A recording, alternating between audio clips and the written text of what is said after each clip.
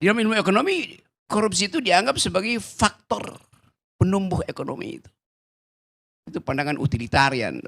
Tetapi kalau perspektifnya Kantian lain lagi, bahwa itu adalah kejahatan. Kesulitan kita menentukan secara preskriptif korupsi itu melanggar social norm atau legal norm. Itu aja dulu kan.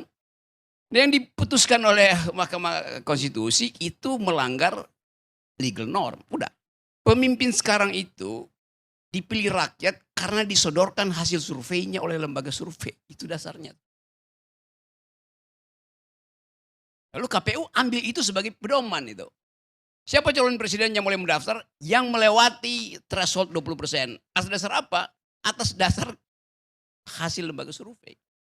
Jadi elektabilitas menentukan leadership.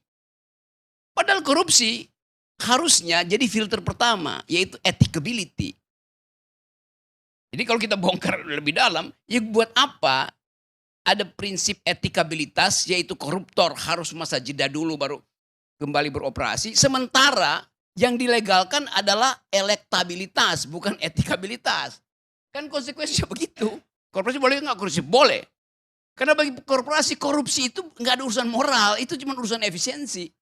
Bagi korporasi korupsi itu adalah urusan efisiensi, cost benefit, perencanaan. Bahkan dia bisa bilang, ya kita mau bermain bersih tapi pemerintah halangi dengan regulasi, kita sogok aja mending kan. Jadi korupsi yang di-drive oleh regulasi justru menyebabkan kita berpikir ulang. Ini betul-betul korupsi atau memang dimungkinkan oleh regulasi.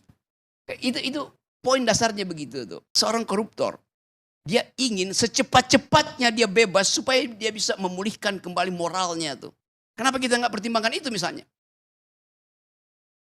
Dia ingin membuktikan saya memang koruptor.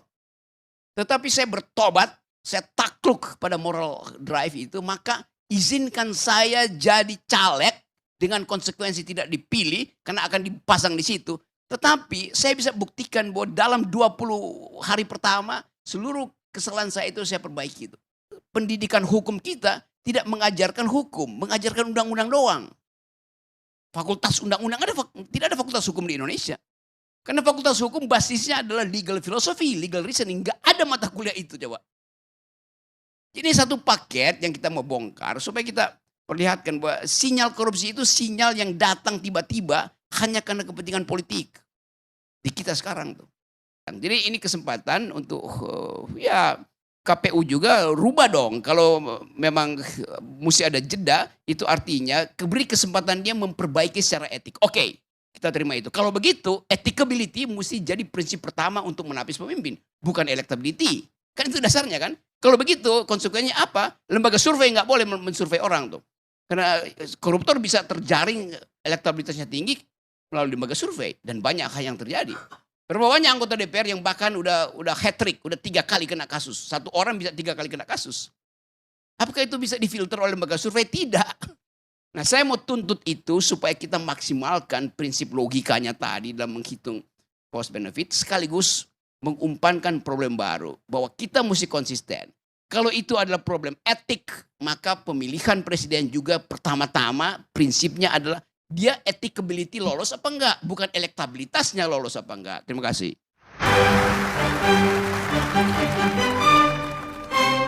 Kalau Jokowi itu mau korupsi, sebenarnya dia bisa kaya raya. Anggap aja lah, dia dapat komisi dari negara-negara di Eropa sebesar 1 triliun rupiah untuk dirinya pribadi supaya tidak keluarkan kebijakan larangan ekspor biji nikel mentah. Wah, sudah enak nanti pensiunnya Pak Jokowi. Tapi itu sekali lagi bukan Jokowi. Buat dia, kesejahteraan rakyat dan kedaulatan negara adalah yang paling utama dibandingkan dengan kekayaan dirinya sendiri. Dan belum selesai di nikel, Jokowi keluarkan statement lagi. Tahun depan akan keluarkan larangan biji mentah bauksit. Eropa makin kacau lagi karena bauksit dibutuhkan negara mereka untuk industri aluminium. Jokowi kok digertak. Begitu kata seorang teman sambil ketawa waktu baca berita Eropa ngamuk-ngamuk ke Jokowi.